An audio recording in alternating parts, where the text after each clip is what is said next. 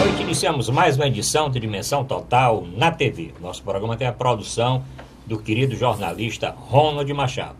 Lembro, para o início do programa, o nosso WhatsApp aqui é 85 Fortaleza 99925 1122. Informo também o portal na internet, o nosso portal na internet, portal@arrudabaixo.com.br, para o telespectador rever os programas anteriores e assistir esse programa também ao vivo ou no site da TV Mais, tvmais.org. Bom, no nosso programa de hoje contamos com o Dr. Mourão Cavalcante. O Dr. Mourão Cavalcante é médico psiquiatra, antropólogo, professor universitário e escritor. E o Dr. José Maria Filomeno, advogado, economista, articulista do jornal O Estado e também debatedor do nosso programa. Tema de hoje: violência no estado do Ceará. Doutor Mourão Cavalcante, doutor Zé Maria, não tem outro assunto. Afinal, nós tivemos aí agora, nos últimos dias, a maior chacina do estado do Ceará. Quando, dentro de alguns dias anteriores, já tínhamos tido outra chacina. E agora já mais outra em Itapajé. Doutor Mourão Cavalcante, onde é que nós vamos parar? Bom, é uma situação extremamente delicada, grave, que convoca a competência do governo, porque a Constituição diz que a segurança do Estado é responsabilidade do governo do Estado.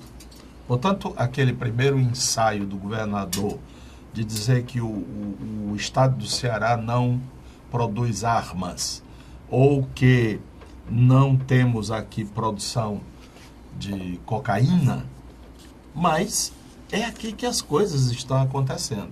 E nesse estado, o responsável é ele, governador. Então, não tem muita outra alternativa. Também não adianta colocar panos mornos, como está fazendo, ou como fez o secretário de Segurança, dizendo que isto é um caso isolado. Como é que 5 mil mortos é uma coisa isolada? E agora mesmo, estamos concluindo o mês de janeiro, as coisas já vão para mais de 500 assassinatos.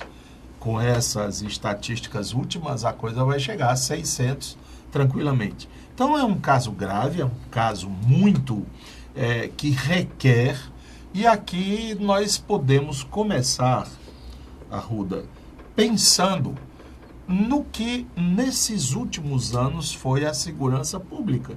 E ela tem sido um fracasso no crescendo. Começou com o governo de Tasso, que queria inaugurar algo especial, algo de novo na segurança, trazendo policiais da Polícia Federal, e tinha uma outra característica, que tinha que ser gaúcho. Né? E o primeiro deles não era nem gaúcho, mas tinha sotaque. Era o Dr. Moroni. E a grande imagem do Dr. Moroni como membro da segurança pública do estado do Ceará foi ele, uma foto histórica, ele num barco dentro da lagoa de Becejana e com duas armas às mãos. E ele naquele barco atrás não sei de quê. Porque bandido não fica dentro d'água, ele fica agindo, né? E desde então que essa figura tem acompanhado a política do Ceará. Logo em seguida foi vice-governador, depois foi deputado federal inúmeras vezes, sempre com essa bandeira da violência, da segurança pública, e agora mesmo na função de vice-prefeito, ele está construindo aí umas torres, né? E essas torres, elas são de muita segurança mesmo, porque é vidro blindado. Hoje, o grande conceito de segurança é o Big Brother, é esse olho invisível da segurança. E ele quer fixar os homens ali naquela torre, o que parece contraproducente. Isto é, o doutor Moroni não entende nada de segurança pública e continua enganando o povo. Depois vieram outros gaúchos da Polícia Federal. Como era o nome dele? Um outro era o Teve o Torrano, que foi anterior ao Morani. Foi o primeiro. Torrano foi o primeiro, né? Bigodão e tal, um xerife. Depois teve o Fux. Sempre tem que ser gaúcho e da Polícia Federal. Depois veio, ainda de forma mais intensa, o governador Cid Ferreira Gomes, que até criou dentro da Polícia Militar uma divisão. Teve a Ronda do Quarteirão, que deu muito o que falar, e os resultados foram pífios. Ele chegou até a contratar um estilista para bolar o uniforme dos policiais. Aí o Ronda ficou com uma farda, um uniforme, e a Polícia Militar com outro, criando até animosidade dentro da tropa. E a coisa continuou por aí. Hoje, o secretário não é mais gaúcho, mas é da Polícia Federal. Teve o Gravatinha, lembra-se? O Roberto... É do meu tempo. O Gravatinha, que também era da Polícia Federal e daqui. Tem que ter um certo chiado para poder trabalhar na segurança, tá entendendo? Eu não estou querendo ser irônico com isso, eu estou querendo dizer que a polícia, a segurança pública, merece mais respeito dos governantes. Mas parece que até agora, o governador esteve mais preocupado com a sua campanha de reeleição do que propriamente com a segurança. Os números estão indicando isso. E do meu convencimento, não se trata de estar com bíceps, com músculo, com força, com armas. Trata-se de usar os neurônios, a inteligência. E isso está longe de termos essa situação. Depois a gente fala mais sobre o assunto. Vamos falar. Esse assunto vai dominar grande parte aqui do nosso programa. Bom, para quem não é de Fortaleza ou não acompanha na imprensa, nós estamos falando aqui da violência no estado do Ceará e inicialmente da chacina maior de todos os tempos que aconteceu agora num bairro de Fortaleza, Cajazeiras, onde 14 pessoas foram assassinadas e um outro grande número de pessoas, 14 mais 18, ficaram feridas. Doutor Zé Maria, com relação a essa chacina e a violência aqui no Ceará, depois nós vamos desdobrar esse assunto. Bem, essa chacina, as duas chacinas, né, tanto a que ocorreu na madrugada de... Foi sábado, domingo? Sexta para sábado. Sexta para sábado, numa boate no bairro de Cajazeiras, quanto essa hoje pela manhã no presídio na cidade de Tapajé, né? Todas as duas, né, os dois eventos são relacionados às organizações criminosas, são rixas entre Comando Vermelho e demais outras, né, facções pelo controle do tráfico, né? O doutor Mourão falou aí que são mais de 5 mil, ano passado foram mais de 5 mil homicídios no estado do Ceará, um número absurdo, né? E a grande maioria, mais de 70%, relacionados ao narcotráfico. Disputa entre gangues, entre quadrilhas, né, do narcotráfico.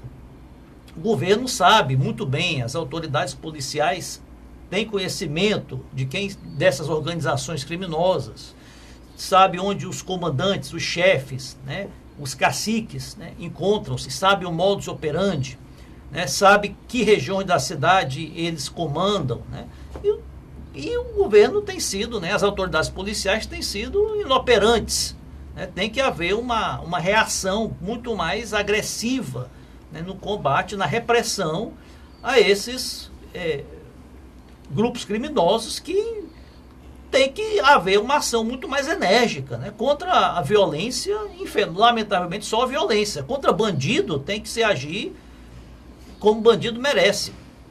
Eu acho que a questão não é quem é o secretário. Ao longo desses últimos 30 anos que o doutor Mourão relatou, já passaram dezenas de secretários de todas as origens, da Polícia Federal, da Polícia Civil, militares. Civil não tem. Não tem? Não. Mas já passaram já teve da Polícia Militar comandando a pasta da Secretaria de Segurança Pública. Acho que a questão não é da pessoa, a questão é da política de da atitude, da postura, né? Que tem que ser uma postura mais agressiva, né? Mais firme. Agora, problema, como eu já falei num programa anterior, questão é só do estado do Ceará? Não. Questão é nacional, as causas são muitas, as causas são multifaceadas, as causas dessa violência toda. Agora, grande parte derivada do narcotráfico. Agora, da mesma forma que existem causas que dizem respeito ao Brasil inteiro, também eu não concordo com o governador querer atribuir o problema ao governo federal, né? Dizer que o problema é o governo federal, cabe ao governo federal controlar a entrada de armas.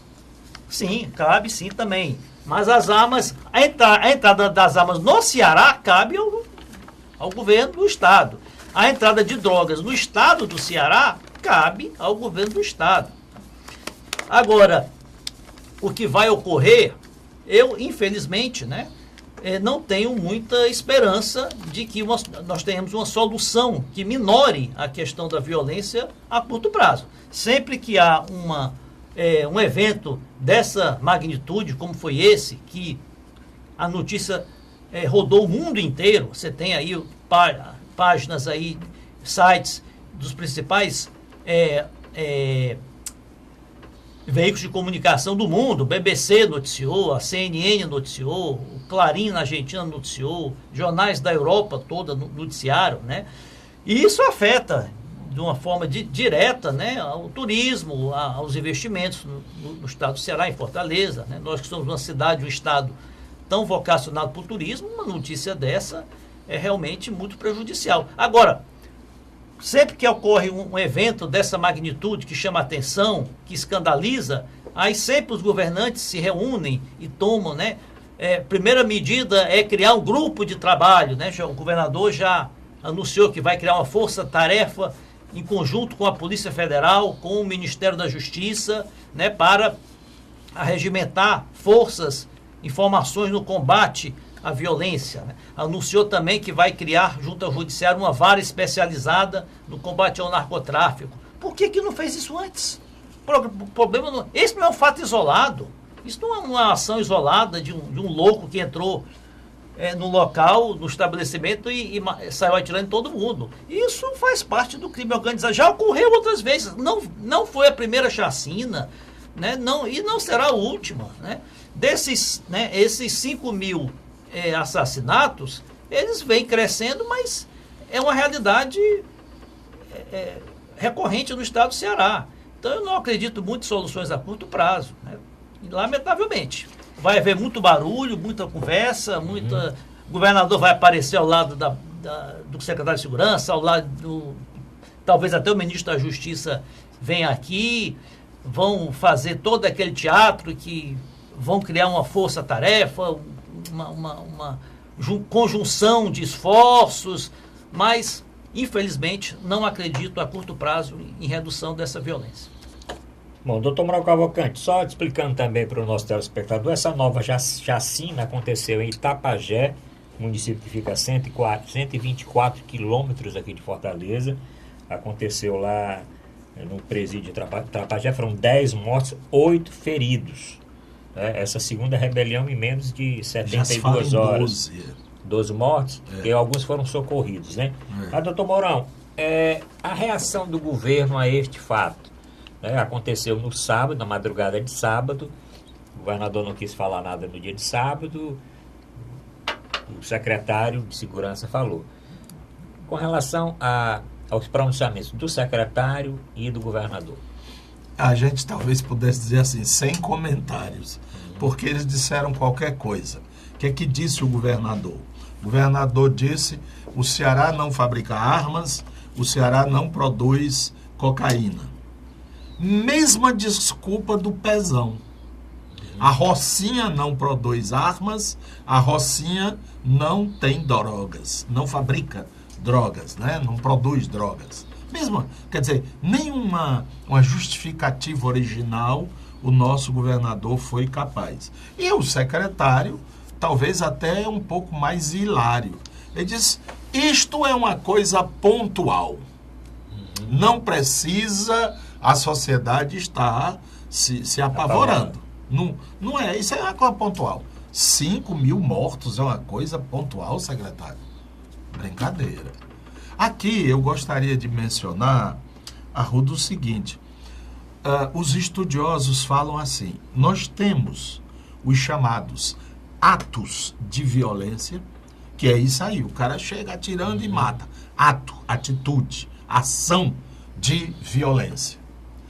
Mas existem também os chamados estados de violência, que é num crescendo. Um bairro que não tem saneamento básico, que não tem escola funcionando, que não tem posto de saúde funcionando, que não tem o mínimo de condições humanas de vida dita humana com dignidade, isso são os chamados estados de violência. Isso gesta a violência. São jovens sem perspectivas. Eles são naturalmente seduzidos e até convencidos pelo óbvio. É com esse pessoal aí que eu vou tirar uma grana. E além disso, eles me dão proteção. Mexa comigo, que aí a minha turma pega. Aliás, tinha aquele negócio Amway, lembra? Né? Vender perfume. Tipo uma cadeia de vendas. Não era? E quem vendesse mais... Uma espécie de pirâmide comercial. Quem vendesse mais... Como a Avon também é assim. Avon e tal. Pois bem, essas facções... Boticário. Essas facções obedecem ao mesmo princípio. Quem for mais valente, quem matar mais, quem roubar mais, quem fizer mais estripulia, esse é o nosso chefe, é o nosso líder. Agora, a coisa está derivando, doutor Zé Maria.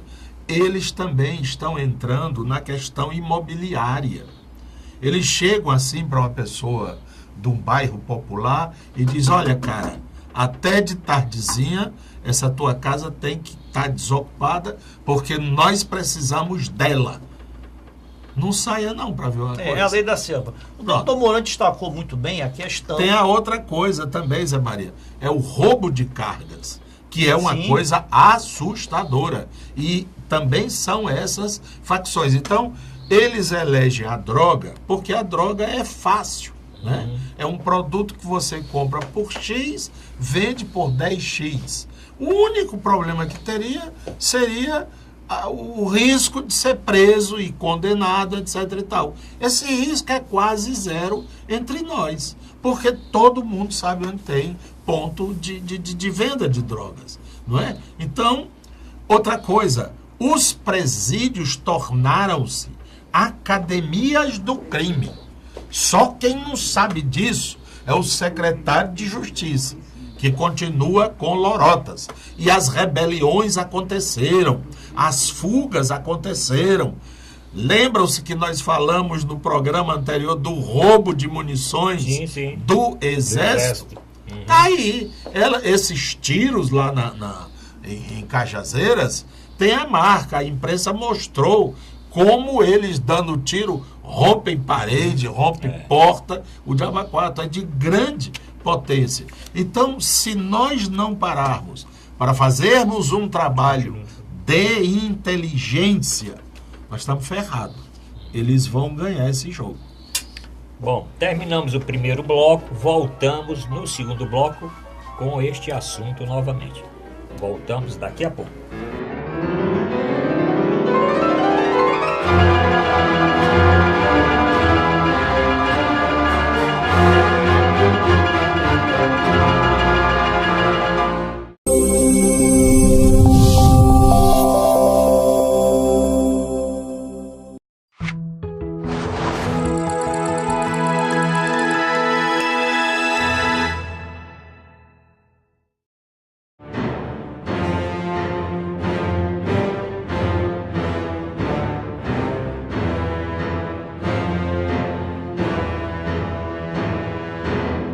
Vamos apresentar a Dimensão Total na TV.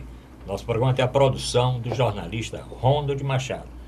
Lembra o WhatsApp do programa, mais uma vez, 85 Fortaleza 999251122. Para rever programas anteriores, entre no site da TV Mais, tvmais.org, ou no nosso portal da internet, portal@arrudabaixo.com.br.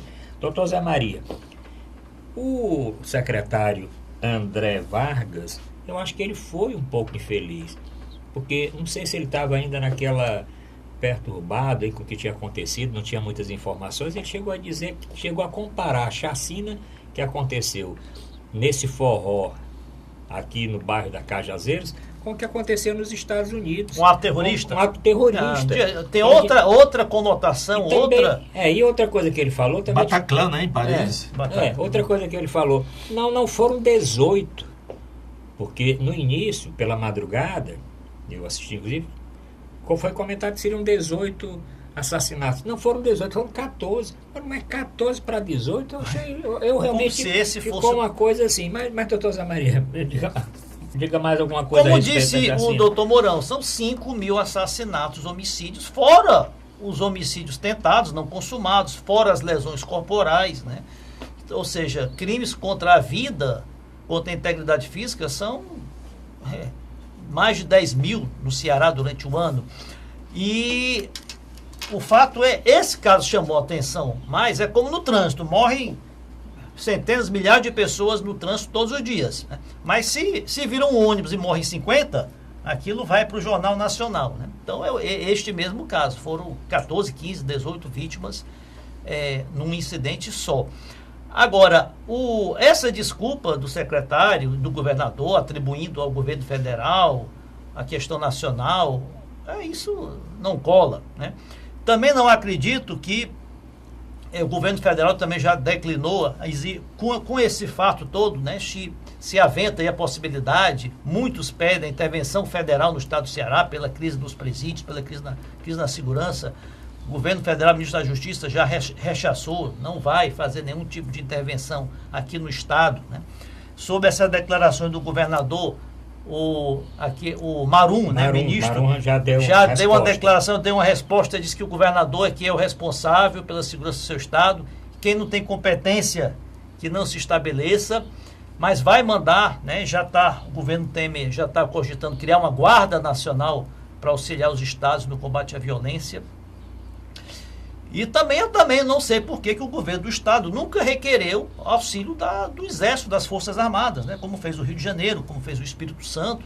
Eu acho que já chegou mais do que a hora das Forças Armadas serem convocadas para pelo menos auxiliar no patrulhamento das cidades, das regiões mais vulneráveis. Agora, a questão do narcotráfico, como bem disse o doutor Mourão, está muito ligado o problema social, o problema econômico. Você vê um contingente muito grande de jovens, adolescentes, sem acesso à educação de qualidade, morando em regiões desprovidas de esgoto, desprovidas de assistência a lazer, de saúde e principalmente de acesso ao trabalho.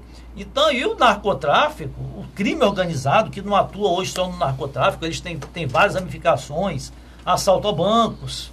O Ceará também é um outro grande problema. Quase toda semana nós temos aí a notícia aí de uma agência bancária que foi explodida, foi saqueada no interior, principalmente no interior, assalto a cargas, né? Sequestros. Então, o crime organizado arregimenta um contingente enorme de jovens. Então, existe toda essa dependência econômica do narcotráfico. Agora, o que comenta-se, né? Eu conversei recentemente com uma pessoa ligada aos órgãos de segurança, é que quando ocorrem eventos dessa natureza, ações aí das organizações criminosas em relação ao narcotráfico, há uma espécie de acordo, né? De acerto das forças policiais com esses comandos do narcotráfico, essas organizações criminosas, porque o que ocorre?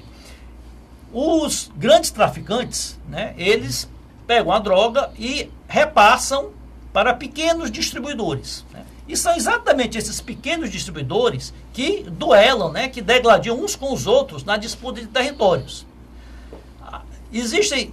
Ocorreu no Rio de Janeiro, ocorreu em São Paulo, situações em que a polícia diz para os traficantes, olha, deixe de distribuir, né, repassar droga para esses pequenos traficantes. Eles que nós vamos amenizar, né, nós vamos dar uma esfriada na repressão contra vocês. Né. Isso ocorre. Aí reduz bastante o número de homicídios em relação à disputa entre os narcotraficantes. Aí esses pequenos traficantes migram para outros crimes, para furtos, para roubo de carro, para assalto a banco. Aí aumenta a incidência de ocorrências na roubos e furtos. Então fica nesse ciclo aí. Ano eleitoral, geralmente, existe esse acordo aí entre as polícias e os narcotraficantes para dar uma amenizada. Aí depois a coisa volta ao status anterior. Doutor Mourão Cavalcante, é uma coisa interessante. Tem esse número exorbitante de óbitos e de assassinatos, né? O ano passado e agora essas chacinas. E nós não temos conhecimento de enfrentamento, né? Não existe enfrentamento dos traficantes com a polícia, né? Existe briga deles, entre eles ali, né? Mas qual foi a ação assim, da polícia para desbaratar alguma coisa com relação a essas ações? Eu penso que o policial militar pensa assim, eu mesmo que não vou me meter nisso, né? Como que a dizer, eu não tenho ordem ou autorização dos superiores, eu acho que não há uma coordenação, algo de bem diretivo, nós vamos agir dessa forma, com esse objetivo.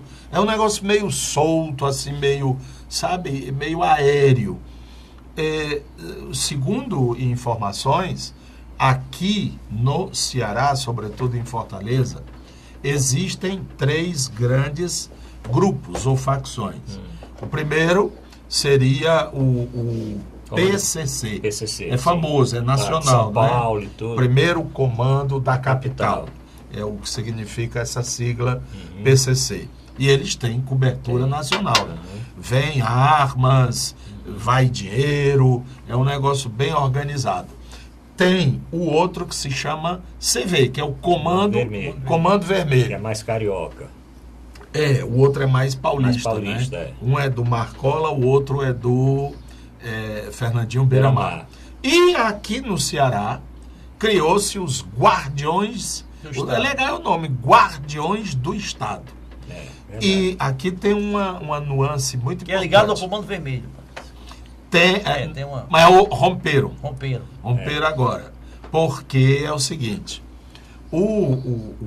tanto para você fazer parte do PCC como do Comando Vermelho, você tem que pagar uma joia, não tinha aquele negócio que era a entrada, né? O calção. O calção, E você tem que pagar uma luvas, E você tem que pagar uma mensalidade. Obviamente que fruto das ações, não é? Já o GDE, ele não é mais made in Ceará mesmo, né? É produto nosso. A média de idade é muito baixa. Teria jovens de 14, 13, 14, 15 anos. E por conta disso, eles são mais intrépidos, mais violentos, mais cabeça de arranca-toco. Essa ação de sexta para sábado, de Cajazeiras, dessa chacina, foi do GDE. A mesma que teria roubado as munições do Exército. Está aí no que está sendo usado. E às vezes eles não usam o nome GDE, eles usam 745, que o G é a 7ª palavra do alfabeto, o D é a 4ª e o E é a 5. E eles costumam fazer a tatuagem aqui, 7, 4, 3, sim, que significa. E quando ele chega e bota lá o punho, já está identificado. O que, aliás, é uma coisa de muito risco, Porque se o outro for já dono... está marcado, né? Pois é. E o Comando Vermelho mandou uma mensagem, hoje Sim. foi divulgada. Escutei a mensagem. Dizendo que desautorizava a ação desse GDE e que foi uma imprudência e que, portanto, eles estão rompidos. E uma vez saído de dentro do presídio, olha bem, o vídeo foi feito no presídio. Como é que fica essa história de dentro do presídio o cara comandou as ações não sei aonde? Rapaz, não tem aparelho, não tem um negócio que, sabe? Então, quando a gente vê o governador, vou criar um grupo de, como é que eles chamam? Grupo especial. Centro integrado. Mas será que o governador não alegou que o entregado. problema de celular nos presídios é porque não tem fábrica de celular no Ceará, então o problema é de fora? Pois é. Também. É um centro integrado de combate ao crime organizado. E uma vara especializada para combate ao crime organizado. Não. Ele está de brincadeira, o governador. E eu acho que isso compromete, talvez seja o recado mais grave para ele, compromete gravemente sua campanha de reeleição. Governador, abra o olho. Não dá para levar no queixo o eleitorado do Ceará. É ano de eleição. A continuar desta forma, de bye-bye a reeleição. Só para introduzir, porque também tem um questionamento da OAB, né? A OAB parece que vai reunir o seu conselho para discutir esse assunto. Você acha que a OAB pode ajudar em algum aspecto? Aí? Eu acho que a OAB pode ajudar sugerindo providências, medidas para acelerar os processos, para dinamizar mais as decisões judiciais no sentido de reprimir o crime. Né? Existem centenas de mandatos de prisão a serem cumpridos, existem processos aí a serem sentenciados envolvendo aí o combate ao narcotráfico. Agora, o que disse o doutor Mourão sobre a inteligência? Realmente, o governo tem investido muito pouco na inteligência. Quando eu falo do governo, são todos os entes envolvidos. São as polícias, o Ministério Público, né? E até o governo federal.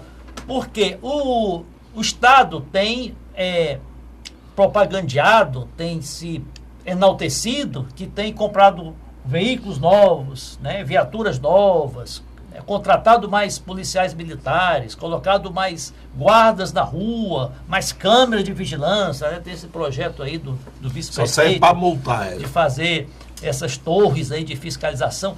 O policial militar, o Ronda, por exemplo, ele não entra na casa de bandido nenhum para prender. Ele não entra na casa de traficante para prender.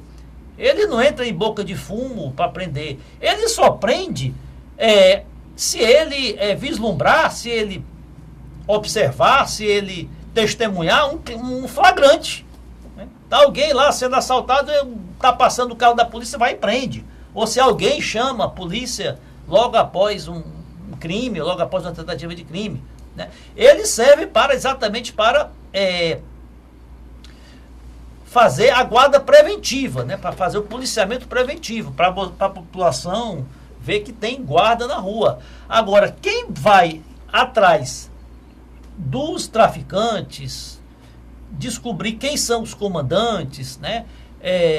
Descobrir ações, né, que previnam crimes como essa chacina, é a Polícia Civil, que tem que ter as informações, tem que ter inteligência, tem que ter todo o arcabouço, toda a estratégia, é a Polícia Civil. E a Polícia Civil está totalmente desmontada no estado do Ceará. A realidade é essa.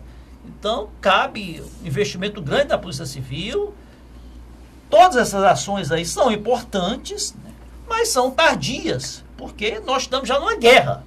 Nós estamos numa guerra contra o narcotráfico. A realidade é essa. Existe uma guerra do Estado contra o narcotráfico. O narcotráfico está ganhando.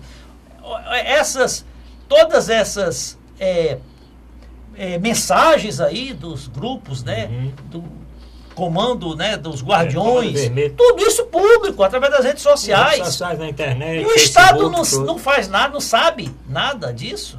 Tem que... Olha, sinceramente, é desanimador. Nós estamos vivendo numa terra sem lei. Mas, doutor Zé Maria, o governo, ele fica numa posição extremamente delicada. Se correr, o bicho pega, se ficar, o bicho come. O que é? Se o governador abre demais a discutir, chama a atenção do problema. Chama a atenção do problema e aí ele perde em termos eleitorais. O melhor é botar panos frios. Não, isso é um caso isolado. Não, isso nós vamos agir com muita firmeza e tal. Esquece isso, rapaz. Não fica falando disso não, macho. Tá entendendo? Pronto. Como você disse, daqui uma semana... sim. Será que vai ficar assim mesmo? Olha, e todas essas famílias? Rapaz, são 5 mil mortos, meu irmão. São muitas famílias atingidas. E dizer que é bandido matando bandido, e mesmo que fosse bandido matando bandido, isso não é para um Estado democrático de direito acontecer. Porque existem as formulações judiciais, as instituições. Não é para ser esse cowboy assim, desembestado e bestial, como nós estamos vendo. É muito sério, governador. Convoque o diálogo. Cadê a Assembleia Legislativa? Ei, deputados, acordem. O Estado está pegando fogo e vocês estão aonde? Estão de férias ainda? Onde é que estão? Onde é que está a Assembleia? Onde é que está a Assembleia? Onde é que estão as classes produtoras?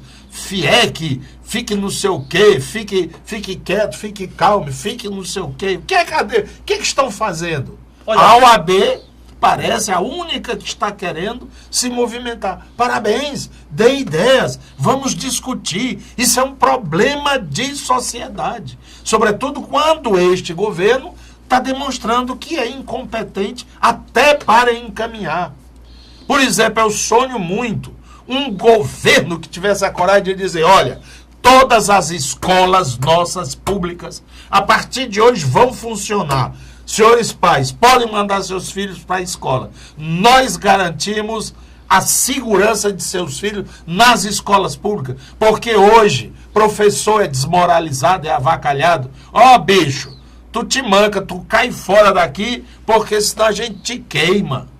E a gente sabe, conhece muitos casos de professores que abandonaram, porque não tem condições. A escola é a presença do Estado, do poder público, naquela comunidade. Os postos de saúde que não funcionam estão abandonados. Nesse sentido, eu estou querendo também convocar o prefeito que está escondido. O prefeito está escondido. Só serve para botar máquina para estar multando o cidadão comum. Que coisa louca é essa, meu Deus? A responsabilidade é de todos nós.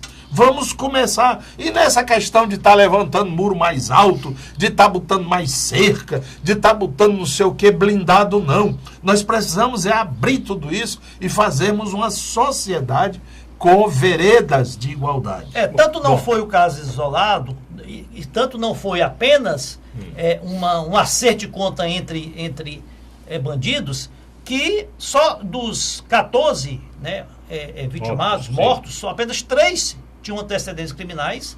Tinham aí 8 mulheres, né? Exato, das quais 2 ou 3 adolescentes. Então foram vítimas. Inclusive. Inocentes que foram vitimados, né? Que foram na reportagem ficou claro que um vendedor de sanduíche, uma senhora que ia chegando no carro no Uber. O primeiro que morreu, né, foi o motorista do Uber. Pois é. Que ele tinha Aliás, essa chacina, todo dia tem uma, porque são 14, 15, 20 mortos assassinados por dia, só na Grande Fortaleza. Bom, estamos terminando o segundo bloco. No terceiro bloco, vamos tratar de outros assuntos, mas durante a semana do nosso próximo programa, vamos continuar discutindo as ações do governo do Estado, do governo federal, da Prefeitura de Fortaleza, com relação à violência na capital e em todo o estado do Ceará. Voltamos já.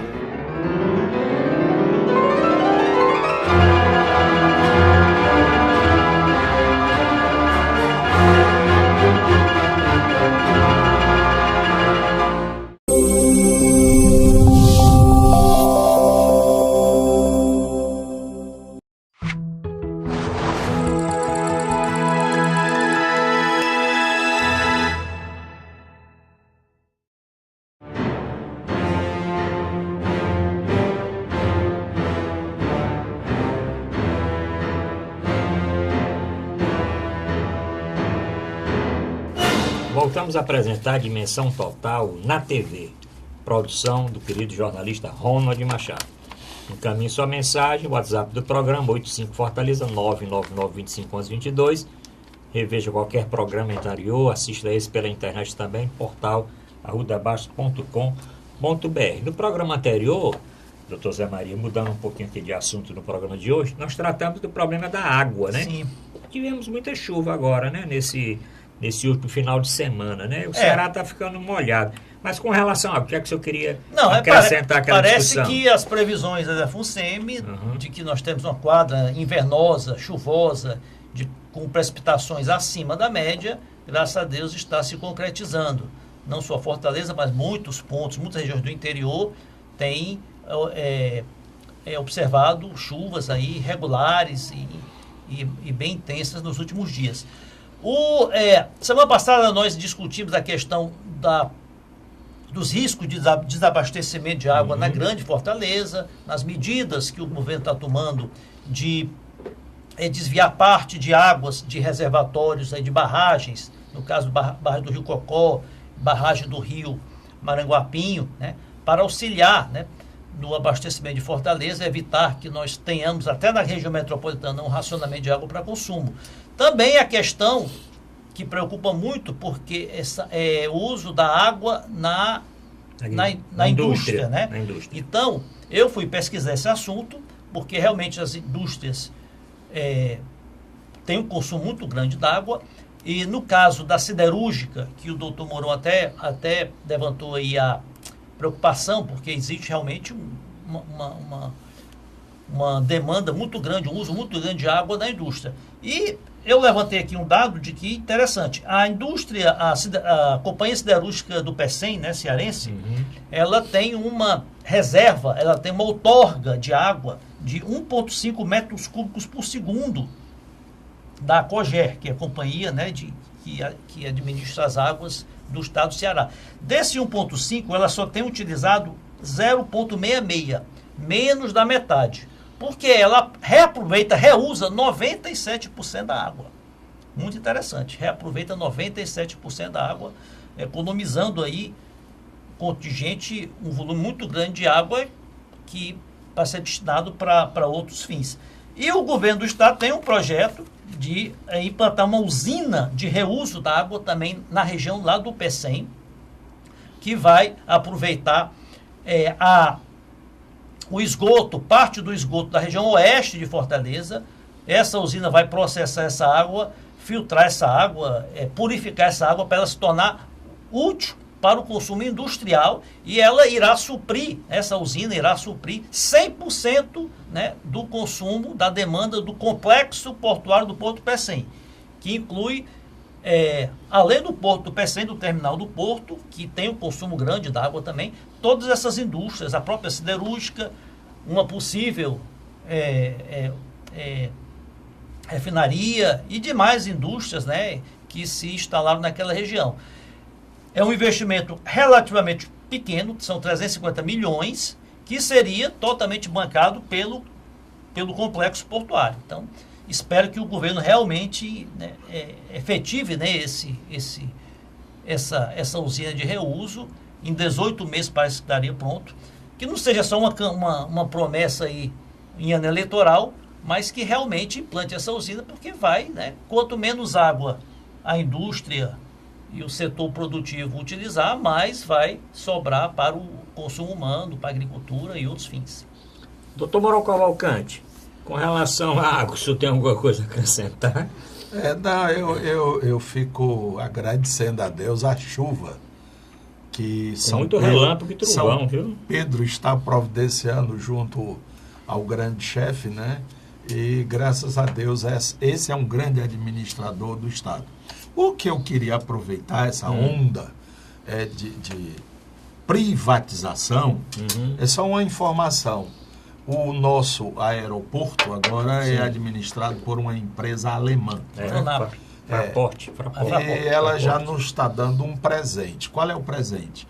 Quando você utiliza o aeroporto, sim, e você utiliza para poder pegar o avião, ele não para na sua casa, né? Você tem que ir para um lugar determinado que é o aeroporto. Então você usa aquele aeroporto para embarcar e desembarcar. Você paga a taxa. A taxa internacional era 54 ou era 56 reais.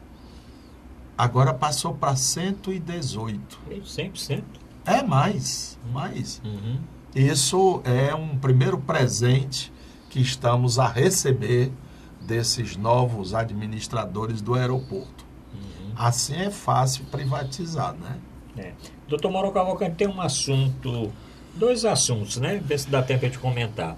Um assunto da semana passada, que foi a condenação em segunda instância do ex-presidente Lula. Vamos ver se dá para a gente combinar, dividir o tempo para falar a respeito disso. Segundo, uma notícia de última hora, que o presidente da Câmara, Rodrigo Maia, ele deve ser denunciado pela PGR, agora já na próxima semana, com relação àqueles 2 crimes que foram já delatados, Caixa 2 e corrupção passiva, né?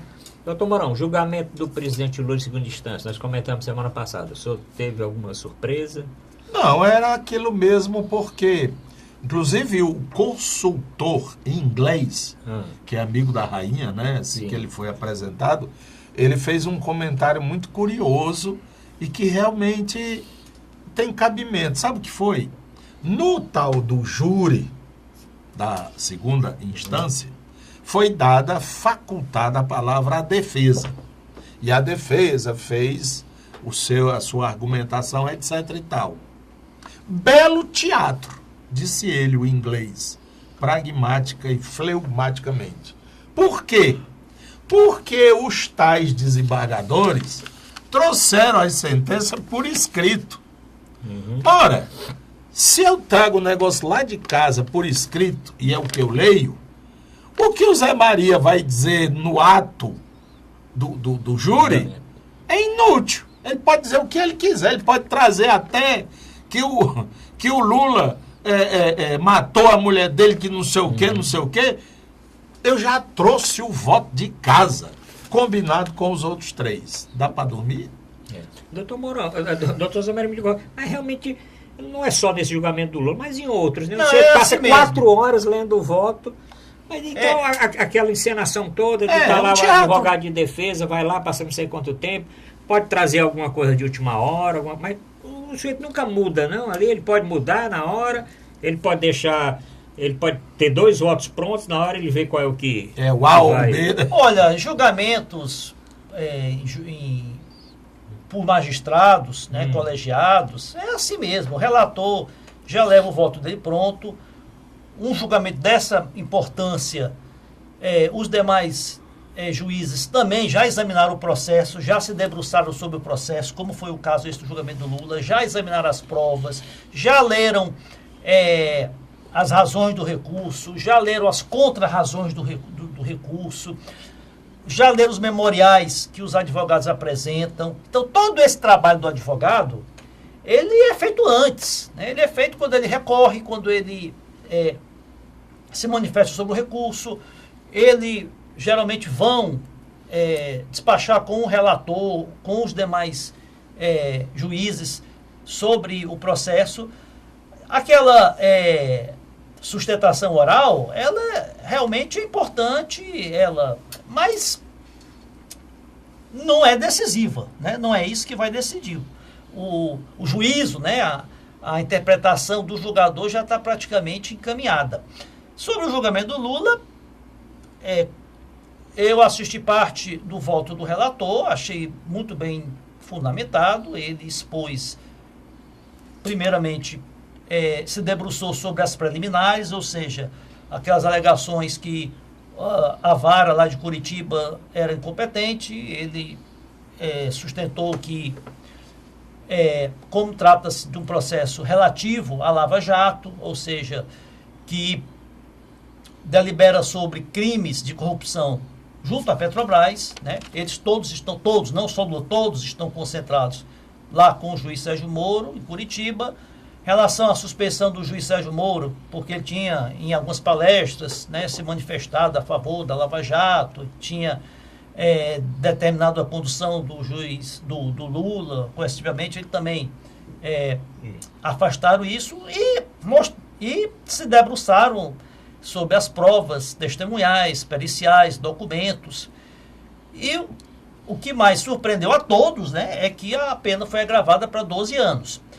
Sobre esse assunto, eu acho que é legítimo que se conteste, né, a decisão do tribunal, que o Lula, seus advogados e seus apoiadores entendam que o julgamento foi injusto, né, que não havia provas, tudo bem.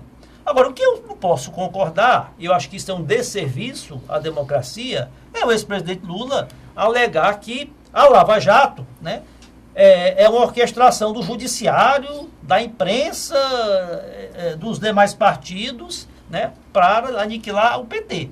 A Lava Jato está atingindo todos os partidos, né, indistintamente, e já prendeu gente da Petrobras, do PT, do PMDB, empresários, grandes empresários, os maiores empresários do Brasil, ou foram presos, ou estão sendo processados, já recuperou bilhões aos cofres públicos. E alegar que isso é uma orquestração contra o PT, a favor das reformas trabalhistas, da reforma da Previdência. Olha, se existe uma categoria que é contra a reforma da Previdência, são os juízes, são os magistrados, são os procuradores, são os delegados federais, né? A alta cúpula do funcionalismo público. A situação do ex-presidente Lula é delicada, é difícil juridicamente, porque, além desse, há outros processos que estão na iminência de serem julgados. Agora, a questão eleitoral continua em aberto, porque o PT já declarou que vai manter a candidatura até as últimas instâncias, vai recorrer ao TSE, vai recorrer ao Supremo. Isso tudo só vai ser deliberado, decidido em setembro. Até lá, o Lula deve continuar figurando nas pesquisas, deve figurar nos debates, nos primeiros debates, pelo menos.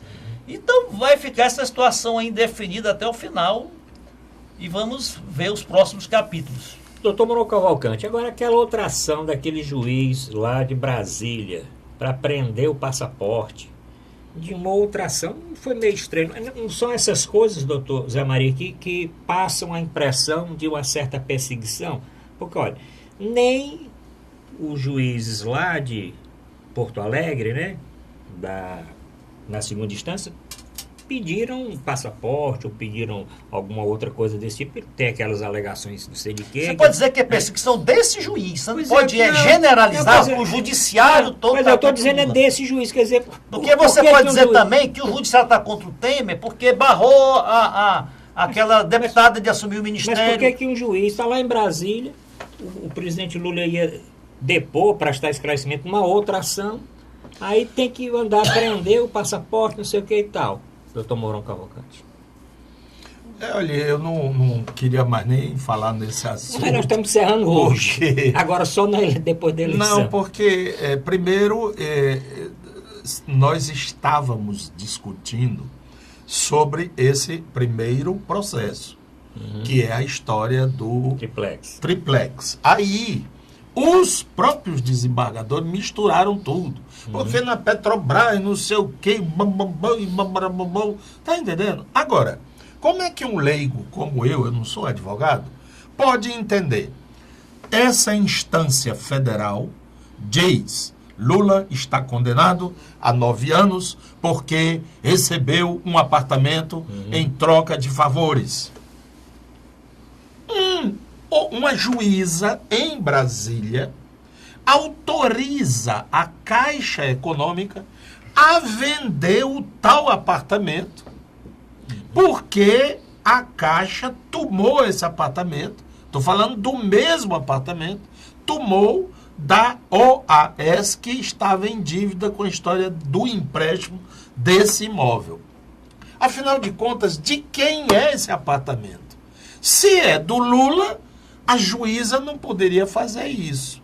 Se o que a juíza está fazendo é correto, por que punir o Lula por isso? Né? Então, não fica claro. E tem umas coisas enviesadas agora. Se o cara sair de dentro da sala, saiu correndo, e depois lhe encontrou, você estava com ele dentro da sala e você está morto, foi ele que matou. Assim, simples desse jeito. Porque um desembargador disse assim, eu vou dizer como é isso. Eu estou aqui falando e fico de vez em quando olhando para a tela do computador. Eu olho para a tela e falo, etc. E tal. É natural que você conclua que eu estou lendo. É não, desembargador. Você pode estar olhando umas meninas bonitas na praia. Pode estar olhando, fazendo... Câmara lá do apartamento. Já foi deputado lá no plenário da Câmara, né? Olhando Playboy. Pois é, olhando mulher nua, não sei o quê. Sei lá o que é que esse desembargador está fazendo. Então, isso é argumento do desembargador, não estou inventando. Aí foi naquele momento que ele disse, não aguento não. Isso aí não dá nem para enganar a trouxa. Então, é um negócio todo enviesado. É o seguinte, não tem o lobo, como é? E o cordeiro? Tem. Tem. Só, você está mexendo na minha água. Ele disse, não, mas eu estou bebendo aqui porque eu sei que você bebe lá mais para as cabeceiras. Mas vai acabar turvando minha água, a água que eu bebo. Ele disse, não, mas o senhor bebe mais lá em cima, eu bebo mais lá embaixo. Aí disse, mas não sei o quê, mas tem uns parentes seus que bebem água. Não, mas eu posso falar com ele. Rapaz, o lobo queria ferrar o cordeiro. O que ele dissesse não dava certo. O Lula disse, esse apartamento, se é mesmo meu, eu dou para o movimento do sem teto. Não foi ele, não disse? Foi, disse. E se é meu mesmo, me deem, para eu fazer dele o que eu quiser. Olha, aí, o Lula, sabe, a defesa do Lula tem até outros argumentos mais consistentes até do que esse para sua defesa. Ele pode alegar que, olha, o que eu fiz pelo OAS? Eu não fiz nada pelo OAS em troca. Eu não beneficiei o OAS em nada. Porque o que o Ministério Público alega, e o juiz Sérgio Moro e os desembargadores chancelaram, é que ele era o comandante da operação, ele comandou a operação que indicou diretores com a finalidade de desviar recursos da Petrobras, cobrando propina das empresas. Então, que o Lula foi o chefe, foi o comandante, tinha conhecimento e deixou que todo esse esquema se desenrolasse. A questão, então ele podia argumentar, olha, tem que ter um fato objetivo. Qual foi o processo, qual foi a assinatura, qual foi o ato que eu tomei em favor da OAS, né? E isso não está muito claro no processo. Isso aí eu até concordo, que é um argumento forte para o Lula. Agora, a questão do apartamento estar no nome dele ou não, isso é indiferente. Porque você muitas vezes compra um imóvel, não passa por seu nome. Quantas vezes, caso acontece, pessoas, olha, eu comprei um imóvel da construtora, né? Não passei a escritura, a construtora teve uma dívida com a Caixa Econômica, com o banco, acabou penhorando o apartamento. Isso acontece. Isso Doutor pode acontecer. 2 minutinhos para o final do programa. O que é que o senhor queria mais falar a respeito disso? Porque eu queria falar das vaias do Gilmar Mendes. Esse negócio de... Ninguém pode mais viajar, né, doutor Zé Maria? Porque o Gilmar Mendes agora, nesse final de semana, estava no voo e... Tá virando moda em tá cima virando dele, moda, né? Ele já foi em Portugal, né, Lisboa, e agora num voo para Mato Grosso, né? E o avião teve que parar para chamar a Polícia Federal. Pelo menos é o que o áudio que vazou. E o Romero Jucá também já passou por isso. Romero Jucá já foi, perguntando se ele ia soltar. Agora eu só diria o seguinte, se o mal pega, né? Pois é, pouca gente vai poder viajar. Vai, Bom, mas eles têm também jatinhos. Tem jatinhos? A FAB, né? Jatinho ninguém vai. Bom, então chegamos ao final do programa.